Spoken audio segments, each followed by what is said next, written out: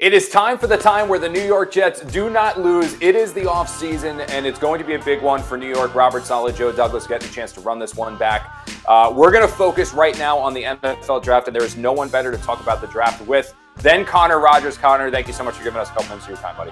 Oh, of course, man. Thanks for having me. It's a familiar stance for us here, Connor, talking about a high draft pick with the Jets. There we go. So I do want to get to the offensive line. In all likelihood, that's probably where the Jets are going to go with their first-round pick. But receiver is another one that, to me, is fascinating. Everyone knows about Marvin Harrison, where the Jets are picking right now. He is not going to be in play. But I know you like the other wideouts in this class. You can just run through a couple of the guys that stand out to you. Yeah, Malik Nabors right after him. He'd be a top wide receiver in any other draft. And honestly, with the Jets picking at 10, I don't think he's there. I think he's completely in play for the Chargers, for the Giants. I mean, really any team in front of them can use a Malik Nabors. So odds, he's very comparable to DJ Moore. He's explosive with the ball in his hands, explosive before the catch to win over the top. He's a special player.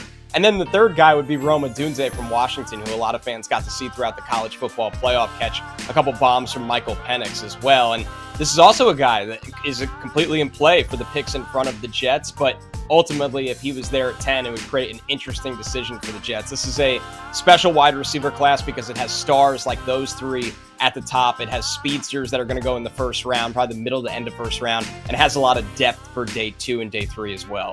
Okay. Let's focus on the big boys. That's honestly where this is all seems to be headed. The Jets need to rebuild their offensive line. They need a left tackle, right tackle, potentially a left guard too. Hard to find all of that in free agency or trading, which means that they're going to focus on the draft. Speak me up here about Joe Alt. He's the one that I think I've got my eyes set on. Don't know if he's going to be there at 10, but I know him and the Penn State kid, but at least we'll start right now with Joe.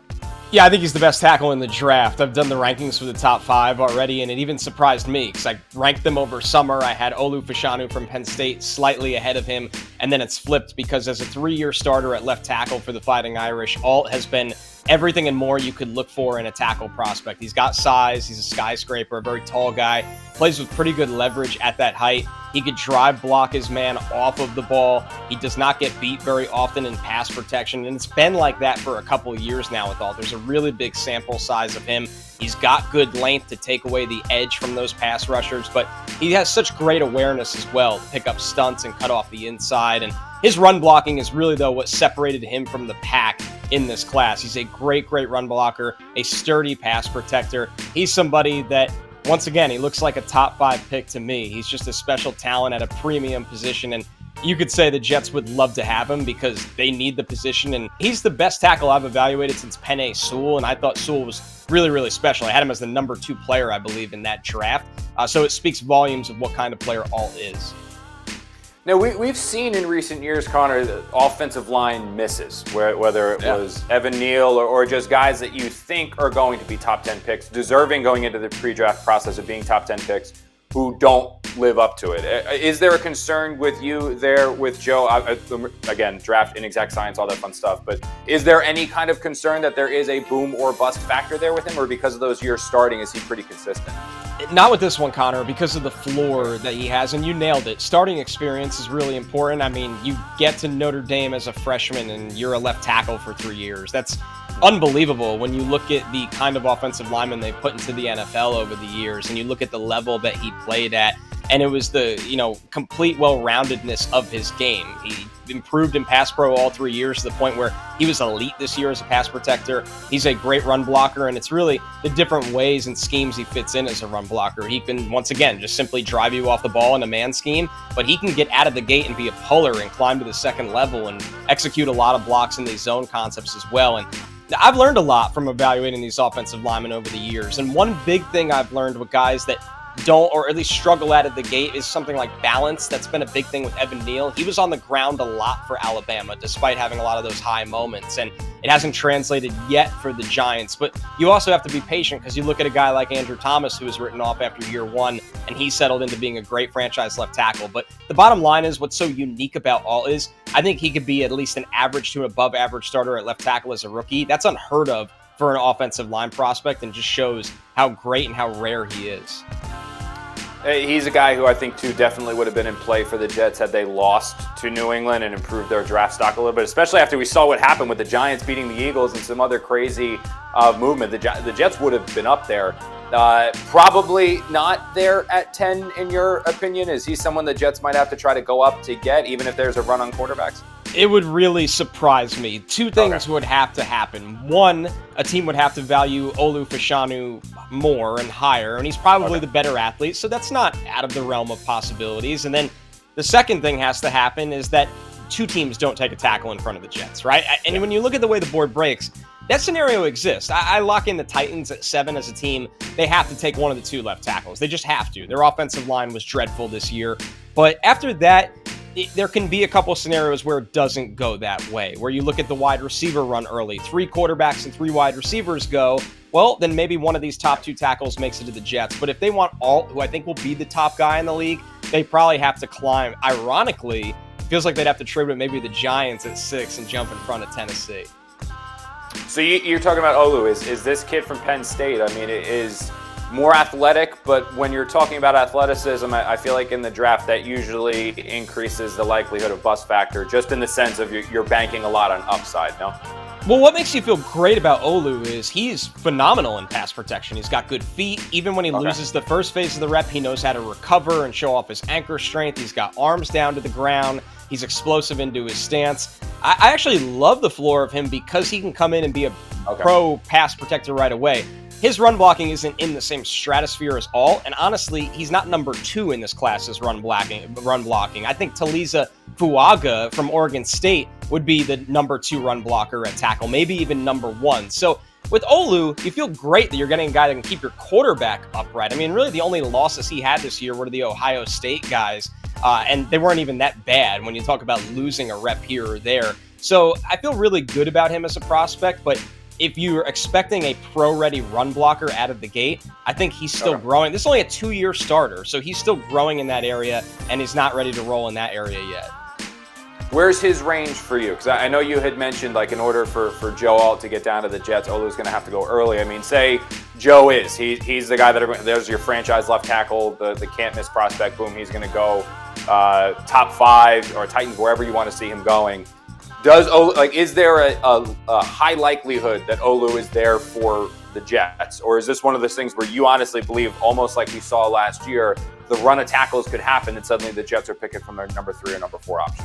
I'd put it at about 25% right now. When you just go through the scenario. That he's there or that he's not? That he's there. Yeah, that he's there. I think when you look at it like this, you can make an argument that Arizona, the Chargers, the Giants, obviously Tennessee's the lock, and Chicago, they could all take tackles. It's not a likelihood necessarily that they take tackles, but it's possible. If the Patriots take Marvin Harrison Jr. in front of Arizona, do they just take Joe Alt? And then Tennessee takes Olu Fashanu. That's a scenario that makes sense to me. But why it could happen is, at the end of the day, 3 quarterbacks or 4 quarterbacks go in the top 10. The 3 wide receivers go. Atlanta and Chicago fall in love with the pass rusher. And then Olu Fashanu is sitting in the lap of the Jets at 10. I don't think that's unrealistic.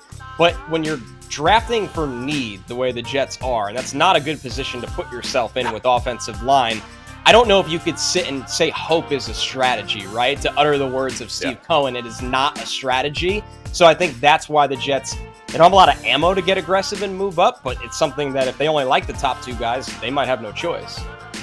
So then the quick follow, and then we'll move off of offensive linemen, is that Olu's gone, Joe's gone. Is there a third tackle that you like as a...